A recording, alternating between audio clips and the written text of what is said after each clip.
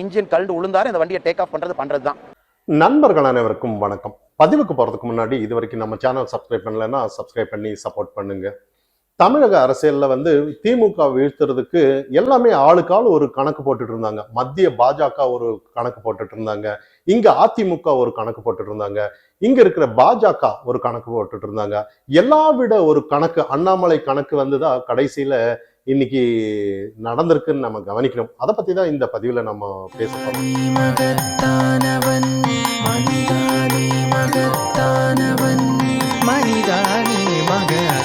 மத்திய பாஜக நினைச்சாங்க, அதாவது தமிழகத்துல அதிமுக பாஜக கூட்டணி அதாவது தமிழகத்துல 2024க்கு அப்புறம் அதாவது ஒரு 18% என்டிஏ கூட்டணி இருக்கு. அதிமுக ஒரு 21% இருக்கு. ரெண்டு பேரும் சேர்ந்தாலும் மற்ற கட்சியினர் எல்லாம் சேர்ந்தாலும் கூட ஏதோ வெற்றி பெற்று விடலாம் அப்படிங்கிற ஒரு கணக்கு தான் இருந்தது. அதை மட்டும்தான் அவங்க நினைச்சிருந்தாங்க, எல்லாமே நீடிப்பாங்கன்ற மாதிரி என்டிஏ கூட்டணிகள் எல்லாம். அதே இங்க அதிமுக ஒரு விஷயத்த நினைச்சிருந்தாங்க, சரி இப்போதைக்கு நமக்கு ஏதோ ஒரு பிரச்சனை இருந்தா அதெல்லாம் சரி செய்யறதுக்கும் மத்திய துணை நமக்கு வேண்டும் அப்படின்னு சொல்லி ஒரு சமரசம் ஏற்பட்டு இங்க எப்படியோ நான் ஆட்சிக்கு வந்துருவேன் அப்படின்ற மாதிரி இங்க அதிமுகவினர் நினைச்சிட்டு இருந்து கவனிக்கிறோம். சரி, எது எப்படி இருந்தாலும் நாங்க பாஜக இங்க தமிழகத்துல வளர்ந்துட்டோம் அப்படின்னு சொல்லி பாஜக வளர்ந்ததற்கு அண்ணாமலையின் தான் அடையாளம் அப்படிங்கிறத மறந்த இந்த பாஜகவினர் ஒரு கணக்கு வச்சிட்டு இருந்தாங்க. அது நம்ம தெரிஞ்ச விஷயம்தான். இந்த விஷயத்துல நம்ம ஸ்டாண்டா நம்ம கருத்து வேறுபாடு இல்லாம நம்ம பேசிட்டு வர்றதை நீங்க கவனிக்கலாம்.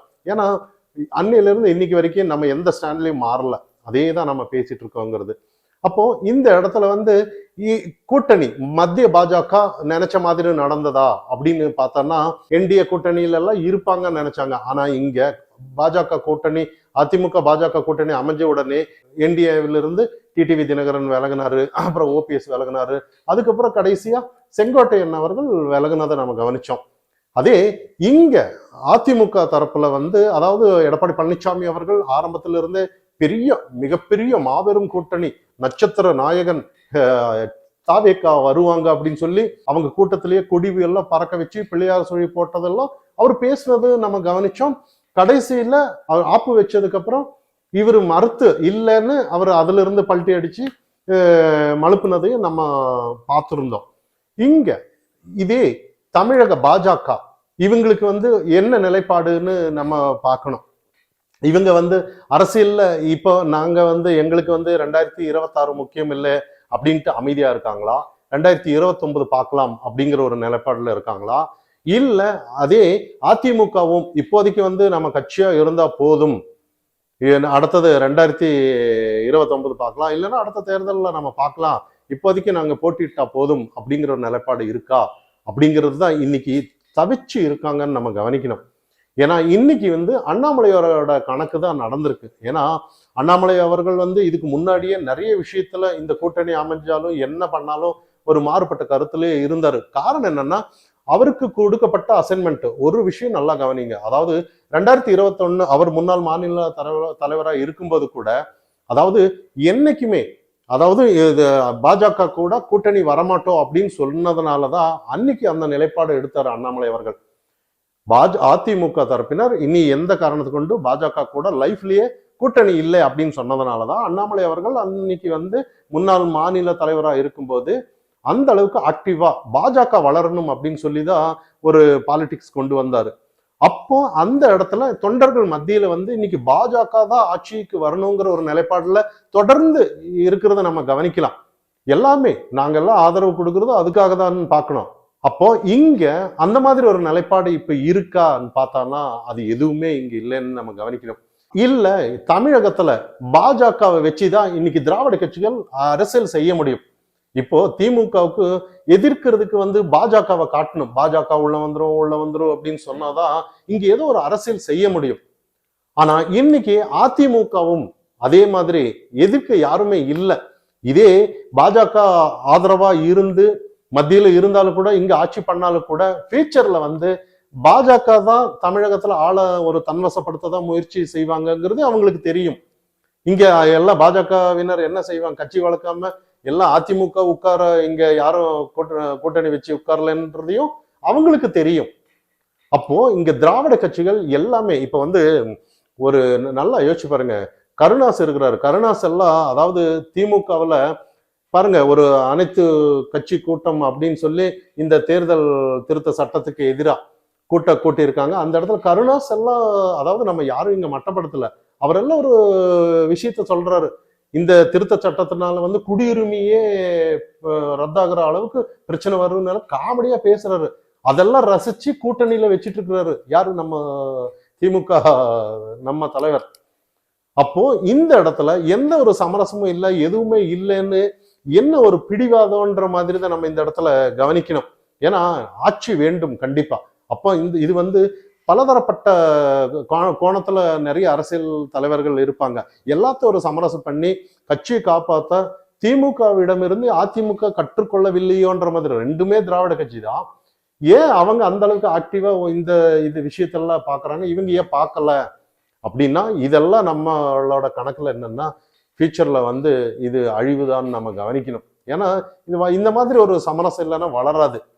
அப்போ இந்த இடத்துல வந்து அவங்க மத்தியில நினைச்சதும் கணக்கு தவறு, இங்க அதிமுக தரப்பினர் நினைச்சதும் தவறுன்னு நம்ம கவனிக்கணும்.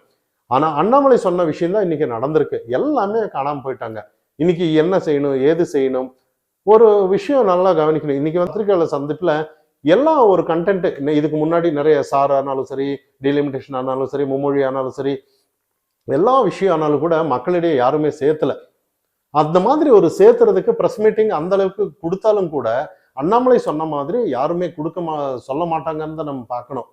அப்ப இந்த இடத்துல அண்ணாமலை அவர்கள் கரெக்டா இருக்கிறாரு அப்படின்னு சொல்லும்போது ஏன் அவரை ஏற்றுக்கொள்ள மறுக்கிறார்கள் அப்படின்னு நம்ம இந்த இடத்துல கவனிக்கணும்.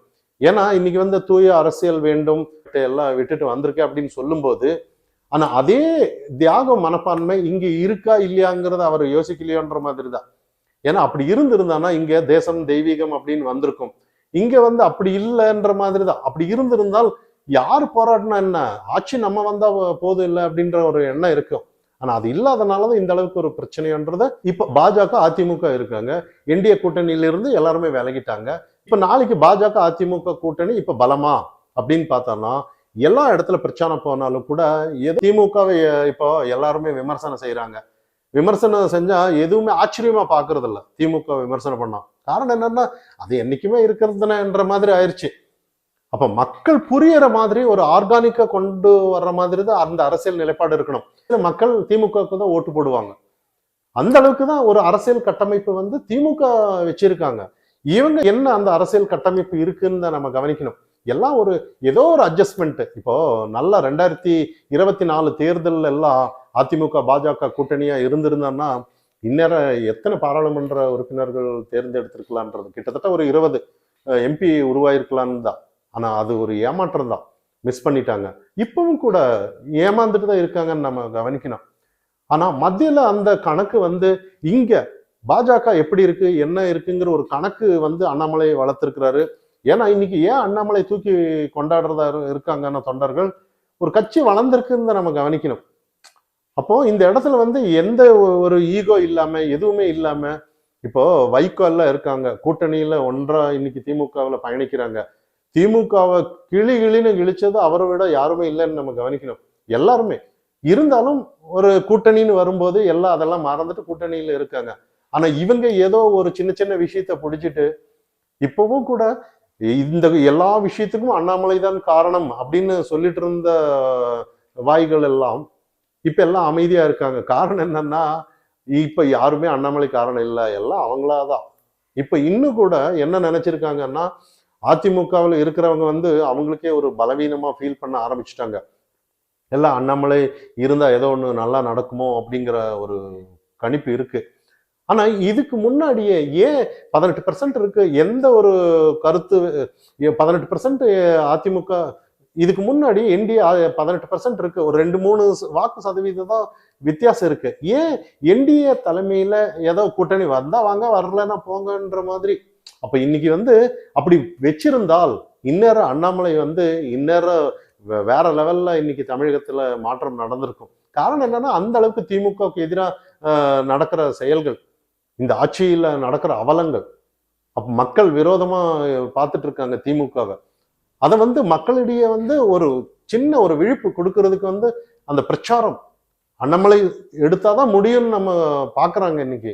வேற யாரு எந்த பிரச்சாரத்தை எடுத்தாலும் இங்க தமிழகத்துல மாற்றம் வராது. அது இப்போதைக்கு இருக்கிற யதார்த்தமான உண்மை. மனிதானே மகத்தானவன், மனிதானே மகத்தானவன்.